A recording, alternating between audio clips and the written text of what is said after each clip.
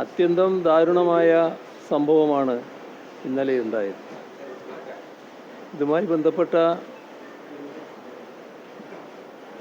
കാര്യങ്ങൾ വിശദമായി പരിശോധിക്കേണ്ടതുണ്ട് എന്നുള്ളതാണ് ഇപ്പോൾ വരുന്ന വാർത്തകളിൽ നിന്ന് വ്യക്തമാകുന്നത്. അതുമായി ബന്ധപ്പെട്ടുള്ള പരിശോധനകൾ ആരംഭിച്ചതുകൊണ്ട് ഇപ്പോൾ അതിൻ്റെ പ്രാരംഭഘട്ടത്തിൽ മറ്റൊരു അഭിപ്രായം പറയാറായിട്ടില്ല. ഏതായാലും രാജ്യം കണ്ട ഏറ്റവും വലിയ വിമാന ദുരന്തങ്ങളിൽ ഒന്നായിട്ടാണ് ഇത് മാറിയത്.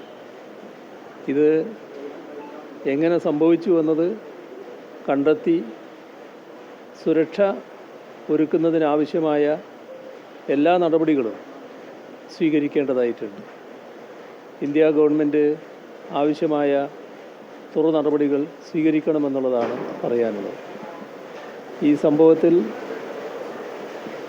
മരണപ്പെട്ട എല്ലാവരുടെയും വേർപാട് അത്യന്തം വേദനാജനകമായിട്ടുള്ളതാണ്. അതിൽ ഇന്നലെ തന്നെ അനുശോചനം രേഖപ്പെടുത്തിയതാണ്. കേരളത്തിൽ നിന്നുള്ള ഒരു സഹോദരിയും ഇതിൽ മരണപ്പെട്ടു.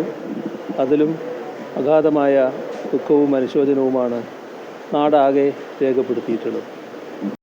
ഏറ്റവും പുതിയ വാർത്തകളും വിശേഷങ്ങളും വിരൽ തുമ്പിലറിയാൻ സീ മലയാളം ന്യൂസ് എല്ലാ ഡിജിറ്റൽ പ്ലാറ്റ്ഫോമുകളിലും ലഭ്യം.